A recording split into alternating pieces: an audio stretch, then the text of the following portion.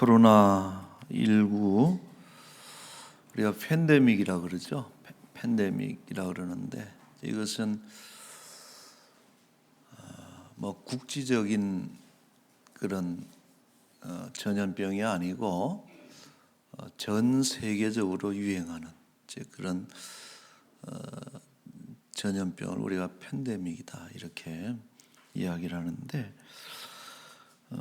뭐 2년 넘게 짧지는 않은 그런 시간이지만 그러나 이제 이 기간을 통해서 무너진 것을 생각하면은 참 짧은 시간 내에 기존의 것들이 무너져 내렸고 또 한편으로는 새로운 그런 변화들이 생겨났다 이런 생각을 해요. 그래서 재앙이기도 하지만은 또 한쪽으로는 하나님께서 또 뭔가 하시려고 하시는구나 하는 이런 것을 우리가 깨닫게 됩니다.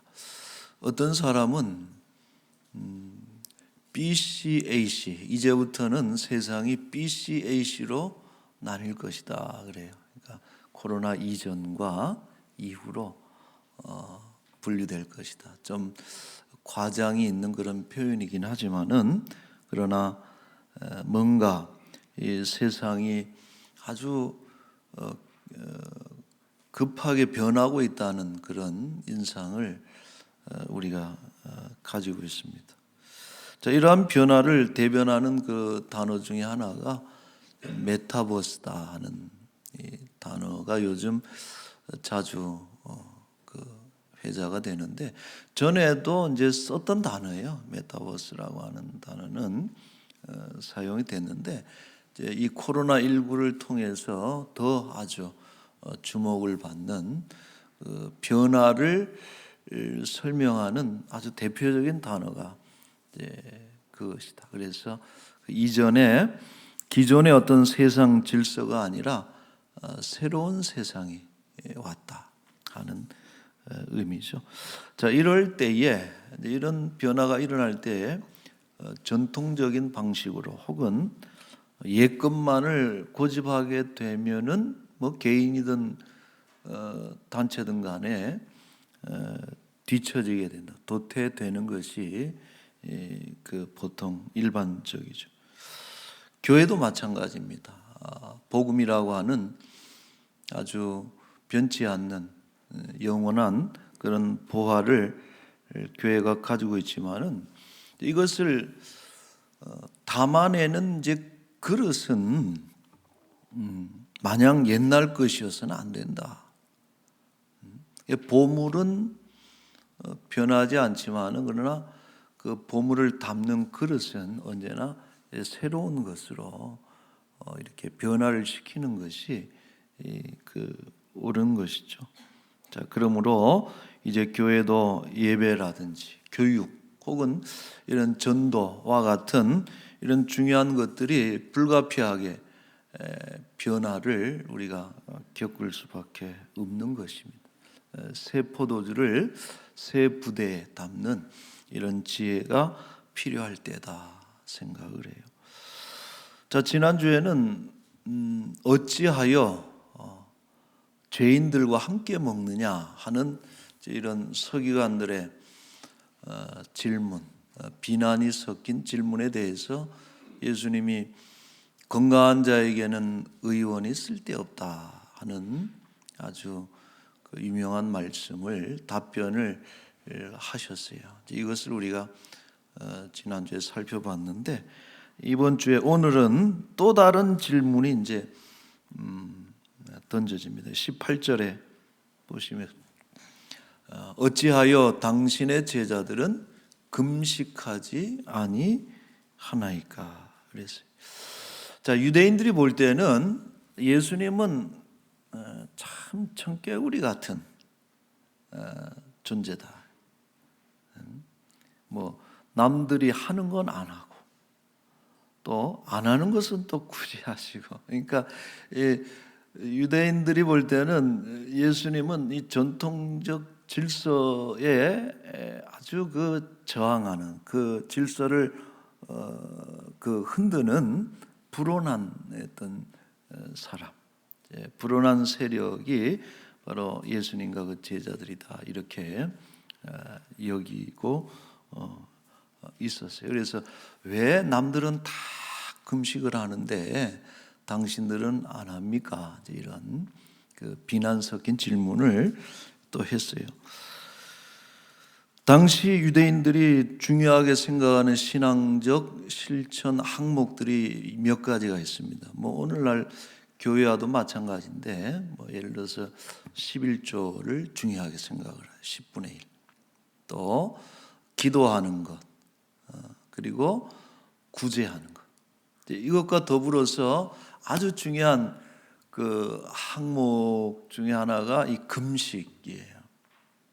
유대인들은 그 일주일에 2번, 월요일하고 목요일은 금식일로 정해놓고 금식을 했다. 그리고 또 특정한 절기에는 또 뭐 그런 금식일을 정해서 온 나라가 금식하는 이런 전통들이 있었습니다. 금식은 유익하죠. 금식에 유익이 있습니다. 그리고 때로는 금식할 필요가 있습니다. 금식이 유익한 것은 목적이 뭐냐 하면은 성경에 보면은 이렇게 좀 정리할 수 있는데, 육체를 가장 큰 욕망 중에 하나 아니에요. 식욕, 육체적인 그 욕망을 억누르면서 욕망을 억눌러서 육체를 괴롭히는 것이다. 몸을 괴롭히고, 또 한편으로는 성령의 음성에 예민하게 반응하면서 하나님께 집중하도록 하는 것이 이 금식이다는 거예요. 우리가 뭐 한 끼든 하루든 뭐 열흘이든 이 금식을 하면은 몸은 약해지는데 영은 참 이렇게 맑아진다는 것이. 그래서 육체적인 것은 이렇게 죽는데 영적인 것이 이렇게 소생하는 이런 것을 느낄 때가 있습니다. 그것이 이제 금식의 유익인데, 또 이런 표현을 제가 쓸 수 있겠습니다. 육신의 소욕을 끊고, 육신이 자꾸 하자고 하는 그 욕심은 끊어버리는 거예요.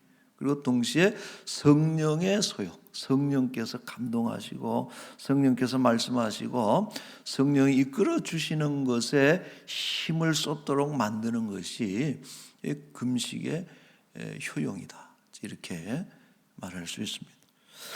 자, 이사야 58장 6절에 보면은 선지자도 이런 말씀을 하죠. 내가 기뻐하는 금식은 흉악의 결박을 풀어주며 멍에의 줄을 끌어주며 압제당하는 자를 자유하게 하며 모든 멍에를 꺾는 것이 아니겠느냐. 금식이 뭐냐? 하나님께서 기뻐하시는 금식이라고 하는 것은 결박을 풀고 자유롭게 한다. 뭔가 죄에 매여서 결박돼서 끌려갈 때 그것을 풀어주고 끌어주는 것이 금식의 어떤 힘이다. 이렇게 설명하고 있습니다. 자, 그러므로 이 유대인들은 정기적인 금식을 통해서 경건에 힘썼는데, 가만히 보니까 예수님 제자들은 금식을 안 하거든요. 그러니까 눈에 거슬리는 거예요. 남들은 다 하는데 바리새 스쿨에서도 하고 또 세례 요한의 그 학교에서도 다 정기적으로 하는데, 예수님 보니까 그 제자들은 금식을 안 하거든요. 그러니까 이것이 마음에 안 든 거예요. 당시 이 바리새인들이 경건을 측정하는 기준들이 그런 거거든요. 금식을 얼마나 자주 하느냐, 11조를 얼마나 많이 하느냐, 혹은 기도를 몇 시간 하느냐, 이런 것을 가지고 어떤 경건의 정도를 측량해서 미흡하면은 막 책망하는 것이고, 이것을 그 만족시키면은 아주 훌륭한 경건의 사람으로 이제 이렇게 인정을 해주고, 이제 이런 것이 때로는 하나님 앞에 나아가는 태도를 결정짓는다.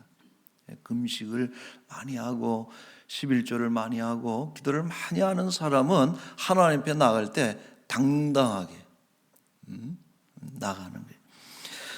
자, 누가복음 18장 11절 12절에 보면은 한 바리새인의 기도죠. 유명한 기도인데 이 바리새인이 이렇게 기도해요. 하나님, 나는 저 사람들하고는 다릅니다. 저렇게 죄를 짓고 불의하고 토색하고 간음하고 이런 사람들과는 저는 다른 사람입니다. 다른 사람이고 더욱이나 12절에 나는 일에 2번씩 일주일에 2번씩 금식하고 소득의 11조를 드리나이다 하고 당당하게. 그러니까 하나님 앞에 당당하게 나가서 당당하게 요구하는 근거로 첫 번째 나오는 것이 나는 일주일에 2번 금식합니다. 이렇게 했다는 것이죠. 자, 그런데 여러분 이 기도는 참 교만한 기도예요. 이렇게 해서는 안 되죠.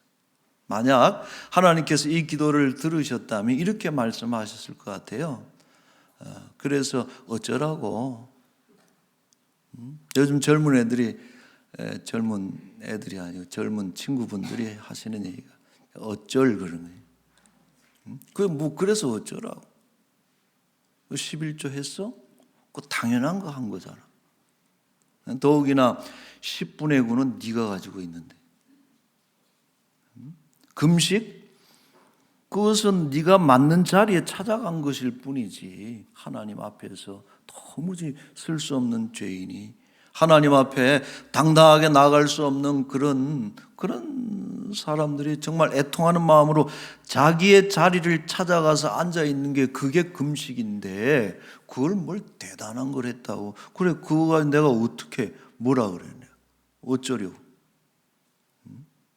하나님께서 그렇게 생각하신다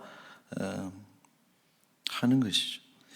자, 이처럼 여러분 이런 것들은 다 귀중한 거예요. 귀하고 해야 될 일들이고 소중한 것들인데 유대인들은 이것을 아주 이상하게 써먹는 거예요. 그것을 마치 금식을 통해서 하나님을 압박하는 수단으로 하나님께 뭔가를 얻어내는 수단으로 기도를 이렇게 사용하는 것은 잘못된 것이죠.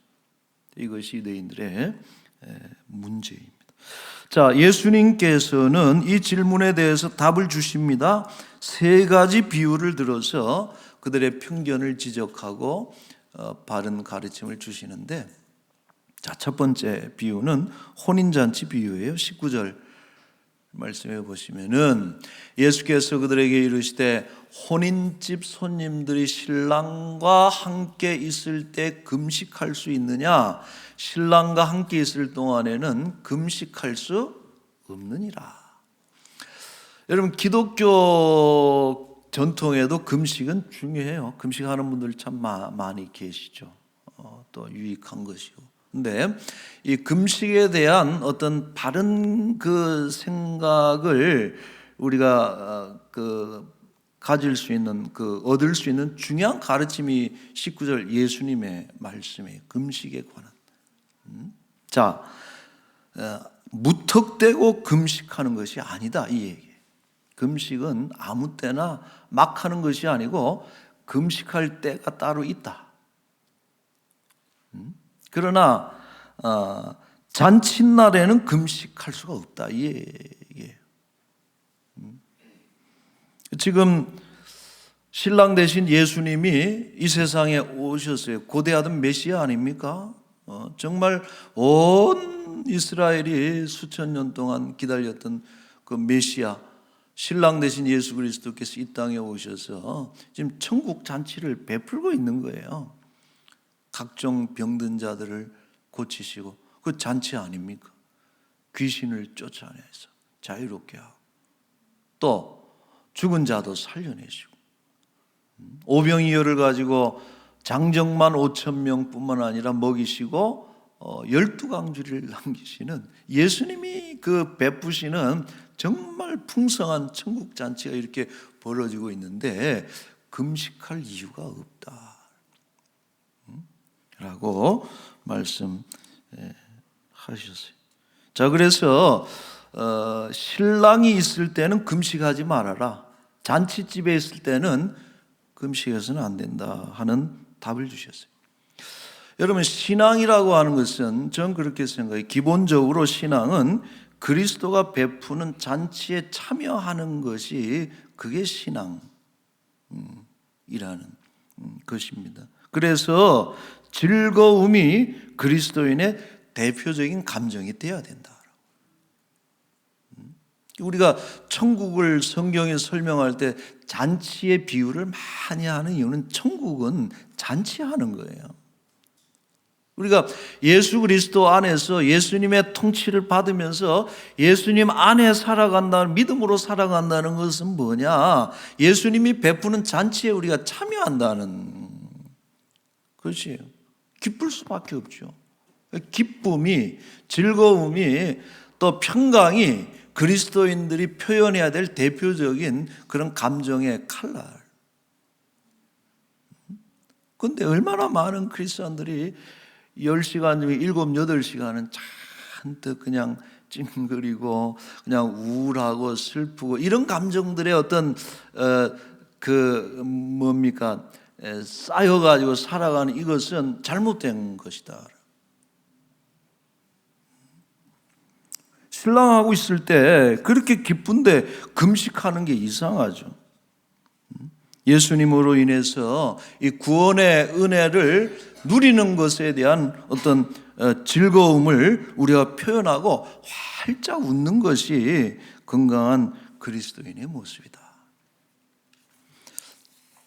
자, 그러므로 그때는 금식할 필요가 없어요. 그러나 그러다가 금식할 때가 있다. 여러분, 언제 금식합니까? 살이 쪘을 때 한다.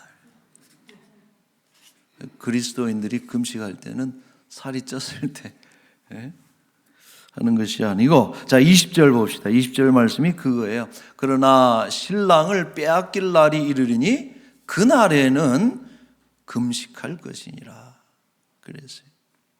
신랑이 있을 때는 금식할 필요가 없어요. 신랑으로 인해서 그 잔칫날 기쁨으로 인해서 그 기쁨이 마음을 사로잡고 있는데 울면서 굶으면서 스스로를 괴롭게 하고 그럴 필요가 없죠. 그러나 세상 기쁨에 이런 빠져서 영적인 기쁨과 영적인 그런 힘을 잃어버렸을 땐 그때는 금식해야 된다. 어느 날 내 속에 신앙의 기쁨이 사라졌어.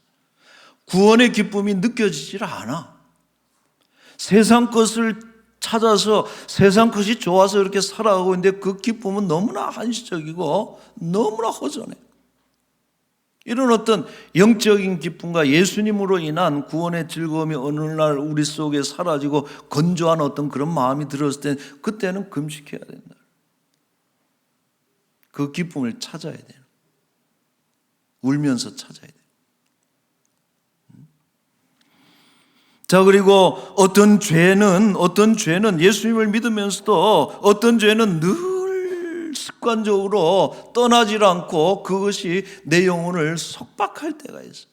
그것을 끊어버리기 위해서는 금식해야 된다.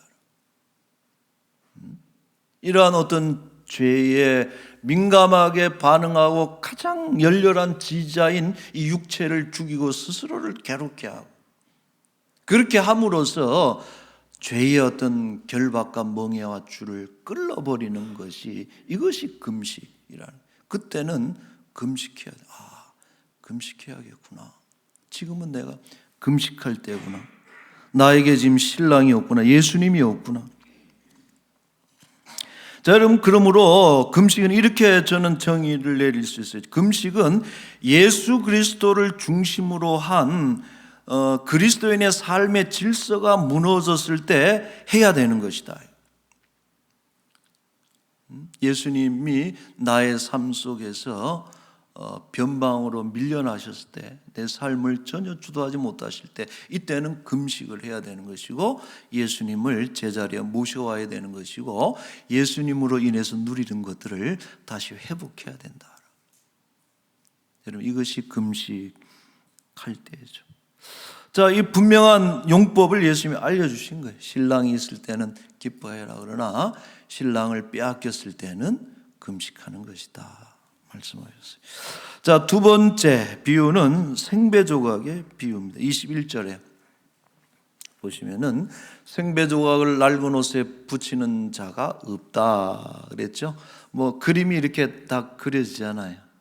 낡은 옷에 그 생배 조각을 넣어서 기우면은 그게 서로 잘 맞는 것이 아니고 생배 조각 때문에 낡은 옷이 더 이렇게 헤어지고 찢어지고 이런다. 자, 여기서 낡은 옷이라는 것은 유대의 이런 전통들을 얘기하는 거예요. 유대인들이 하는 신앙적 전통들, 이런 것들이 낡은 옷이라면은 생배 조각은 예수님과 그 복음을 얘기하는 거예요. 예수님이 오셨는데 예수님에게 낡은 옷을 입혀서는 안 된다라고 하는 거예요. 여러분, 유월절은요 낡은 옷이라는 거예요. 얼마나 대단한 잔치고 축제입니까? 구원을 기념하는 유월절, 이스라엘에게 있어 유월절 절기는 너무나 정말 그 중요한 절기죠. 그러나 유월절은 낡은 옷이라, 예수님이 오시고 난 뒤에는 유월절로 예수님을 입힐 수가 없어. 그러니까 예수님이 유월절 식사 때 양을 먹는 식사를 폐하고 바로 예수님을 직접 예를 들어서 살을 먹고 피를 마시는, 이게 완성이거든요. 새로워져야 되고 완성된. 근데 지금도 예를 들어서 어느 교회가 유월절을 지키는 교회가 있다? 이거는 잘못된 거예요. 마치 낡은 옷에 생배 조각을 붙이는 거하고 똑같다. 율법은 낡은 옷이에요. 또 기도, 또 이런 금식, 이런 전통이 다 낡은 것이, 예수 그리스도를 담아내지 못하는 전통은 그건 낡은 것이다.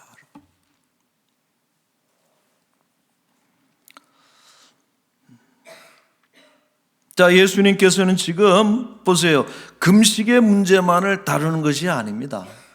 금식을 끄집어내면서 그 금식을 비롯한 그 당시 유대인들의 모든 신앙적 전통들이 예수님으로 인해서 새롭게 변화되지 않으면 그것들은 다 도태될 것이다. 자, 세 번째 비유도 똑같은 거예요. 22절 말씀에 보시면 우리가 유명한, 이것도 예수님의 어록이죠. 끝부분만 보면은 새 포도주는 새 부대에 넣어야 된다라고 하는 말씀. 이제 이것도 예수님 어록이죠. 시그니처 어록이죠. 새 포도주는 새 부대에 넣어야 된다. 예수님은 낡은 유대 전통 속에 예수님의 가르침을 담을 수가 없는 거예요.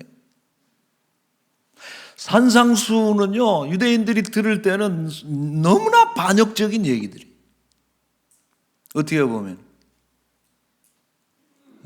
유대인들의 어떤 율법적인 사고를 뒤집어 엎는 것이 예수님의 가르침이고, 그러니까 권세 있는 새 교훈이다 이렇게 놀라잖아요. 유대인의 어떤 전통적인 그릇을 가지고는 담을 수가 없어요. 예수님을 담는 새로운 그릇이 돼야지. 자, 보세요. 지금 여러분, 구속의 역사 속에 이스라엘은 지금 흔적도 없습니다. 2000년 동안 그 전에 정말 수천 년 동안 얼마나 하나님께서 귀하게 사용했던 나라입니까? 이스라엘이 율법도 주시고 많은 선지자들을 보내고 정말 이스라엘을 통해서 하나님 일하신 것들이 너무 많은데, 예수님 오신 이후에 이스라엘은 어디에도 없어요. 왜 그렇습니까? 그들이 가지고 있던 것들이 예수님을 수용하지 못했기 때문에. 그러나 지금 신약의 교회는 어떻습니까? 구약에 하나도 버리질 않잖아요. 신약의 교회가 구약 것을 그대로 가지고 오면서도 그것을 예수님 안에서 다시 새롭게 하면서 그대로 쓰고 있어요. 여러분, 십계명이 옛날 것입니까? 예수님 안에서 얼마나 새롭게 번역이 되고 새롭게 적용이 되고 완성이 되고.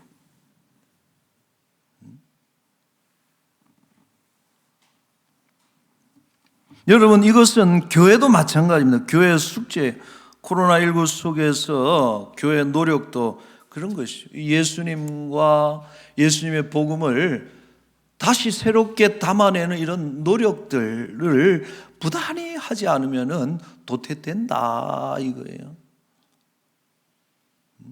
코로나 처음 터졌을 때 마스크를 왜 쓰냐고, 하나님이 지켜주실 건데 코로나가 뭐냐고 그래가면서 마스크 다 벗고 예배드리고, 여러분 그게 상식적인 겁니까? 그게 신앙이에요? 하나님은 특별히 그런 사람은 안 지켜줍니다.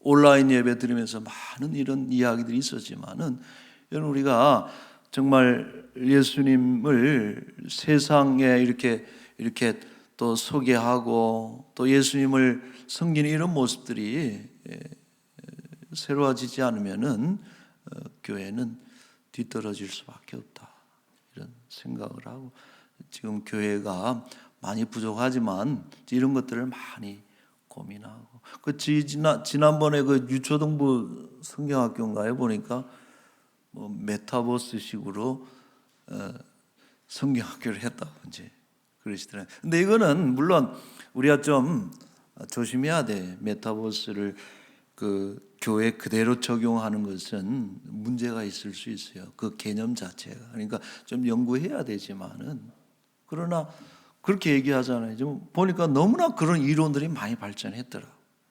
앞으로 장사하는 사람도 공부하는 사람도 이 개념을 모르면은 앞서갈 수가 없다, 이렇게 얘기하는데, 교회도 피해갈 수가 없죠.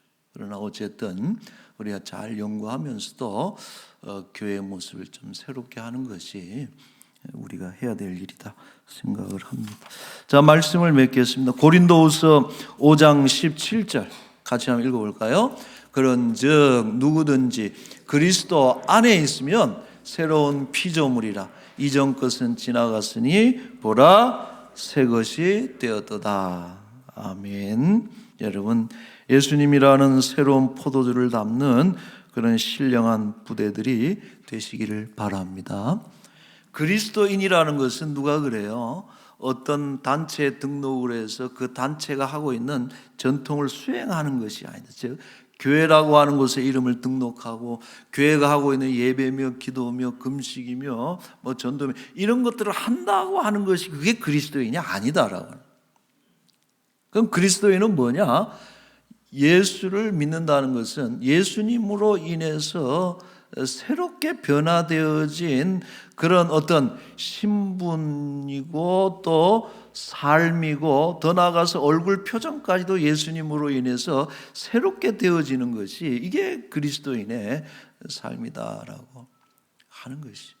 여러분, 이 예수님으로 인해서, 예수님이라는 그런 새로운 포도주를 담는 그런 신령한 부대들이 되셔서 옛사람은 죽고 새롭게 태어나는 새로운 삶을 경험하는 그런 은혜가 저 여러분들에게 함께 하시기를 축원합니다. 아멘. 자, 기도합시다. 함께. 오늘 말씀을 여러분 기억하면서, 우리는 수많은 멍에 또 결박에 묶여 있는 사람들이 많습니다.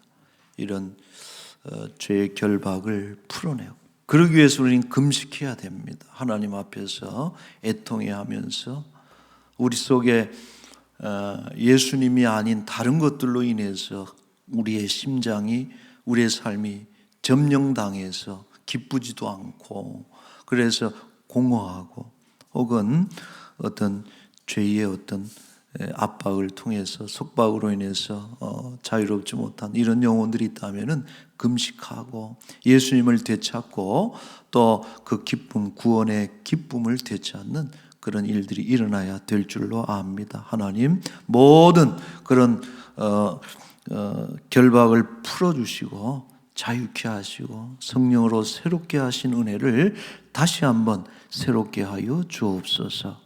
우리 기도합시다. 기도하고 우리 나라와 교회를 위해서 잠시 기도하겠습니다. 아버지 하나님 감사합니다. 고맙습니다. 세상이 참 하루가 다르게 바뀌어가는 이때에 아버지 우리가 지혜를 가지고 너무 옛날 것만을 고집하는 그런 교회가 아니라 혹은 내 것만을 고집하는 것이 아니라 예수님으로 인해서 우리의 심령이 새로워지고 예수님으로 인해서 온 교회가 정말 새로운 그런 공동체가 될 수 있도록 날마다 새롭게 하시는 주의 은혜를 하나님 우리에게 허락하여 주시옵소서. 아버지 하나님, 예수님이 안 계시면 우리는 아버지 하나님 기뻐할 수도 없고 평안도 없고 또 구원도 없고 자유함도 없지만 예수님만 우리 마음속에 모시면 주여 이런 정말 신령한 기쁨과 은혜가 늘 넘쳐날 줄로 믿사오니 악한 사단 마귀 권세 악한 결박에서 매여있는 모든 사랑하는 주의 백성들을 결박에서 풀어주시는 아버지 하나님 은혜와 그 권능을 우리에게 허락하여 주옵소서. 믿습니다. 아버지 하나님 믿습니다. 역사하여 주옵소서. 아버지 전능하신 우리 하나님, 죄와 사망의 권세 아래 저주 아래 신음하고 결박당해서 종노릇하던 저희들 성령의 새롭게 하심으로 예수 그리스도의 대속의 은혜로 그 결박을 풀어주시고 새로운 피조물로 우리를 빚으시고 불러오신 은혜를 진심으로 감사드리옵나이다. 아버지 하나님, 우리 속에 구원의 기쁨이 늘 넘쳐나게 하여 주옵소서.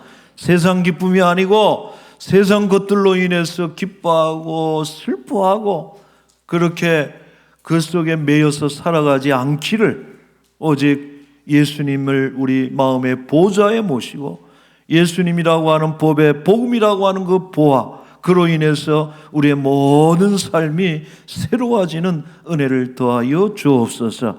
아버지 하나님, 이 한 주간 이 나라의 갈 바를 정하는 귀한 선거가 있습니다. 이 땅이 아버지 더 이상 무속과 미신과 우상들에게 끌려다니는 그런 나라가 되지 않게 하여 주옵시고 하나님을 찾고 하나님을 신앙하고 하나님을 존귀하게 높여드리는 그런 복된 나라가 되게 하여 주옵소서.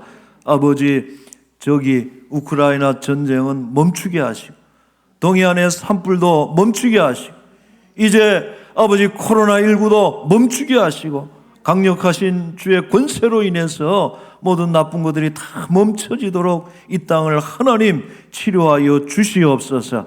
아버지, 바라옵기는 우리 교회가 이 어려운 마지막 때에 하나님 늘 새로워지고 새롭게 그 복음을 해석하고 그 복음을 새로운 그릇에 담아서 이 세상에 전파하고 열방의 빛이요 세상에 정말 구원의 빛으로 소금으로 하나님 귀하게 쓰임받는 우리 복된 람원교회 되게 하여 주옵소서.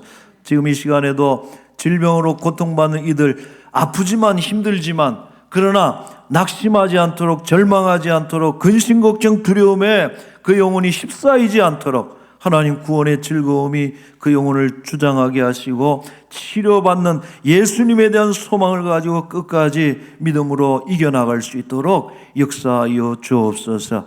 아버지 하나님, 귀한 것 드렸으니 기쁘게 받으시기를 소망하고 이 한 주간도 예수님 하나님께서 우리를 인도하시고 주장하여 주옵소서.